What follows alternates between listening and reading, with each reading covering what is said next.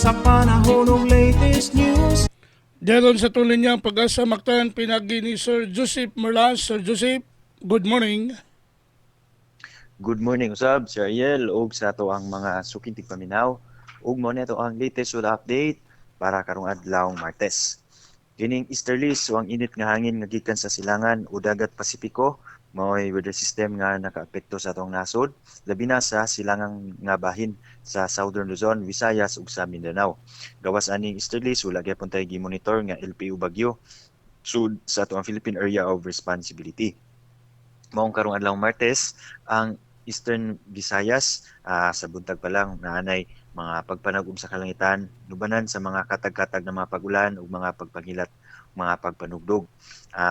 Samtang ang nibling bahin sa Kabisayaan, lakip ng probinsya sa Sugbo, taas kaya po ng tsansa sa mga pagulan. Sa buntag, generally fair weather pa. Natay panag sa mga panganuron sa hapon sa gabi, naputay pagpanagum sa kalangitan, inubanan sa mga patak-patak na mga pagulan, pagpangilat o mga pagpanugdog.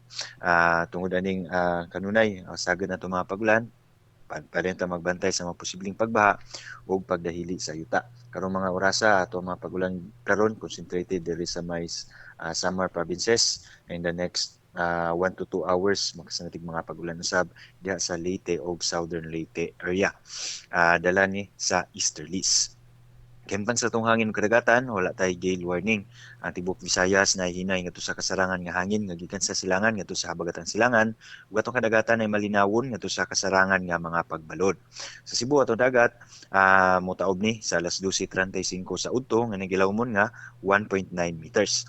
Ug mohunas sa alas 8:18 sa gabi nga nagimabon nga 0.2 meters. Atong temperatura 25 to 32 degrees Celsius. Atong haring adlaw ni subang sa alas 5:25 sa buntag ug mosulop ni unyang alas 6:09 sa hapon. Ug mga tong latest dinhi sa buhatan sa Pag-asa Mactan, Visayas do Este, si Joseph Merlas, maayong buntag. Salamat Sir Joseph, may butang sa pag-asa. Welcome sir. Okay, good morning.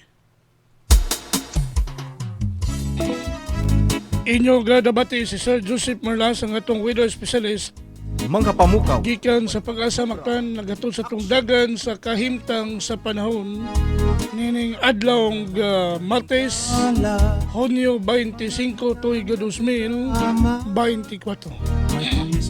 Salamat sa Pag-asa Mactan ug mayong buntag kanatong tanan. Latest news, balita gikan sa TV stations.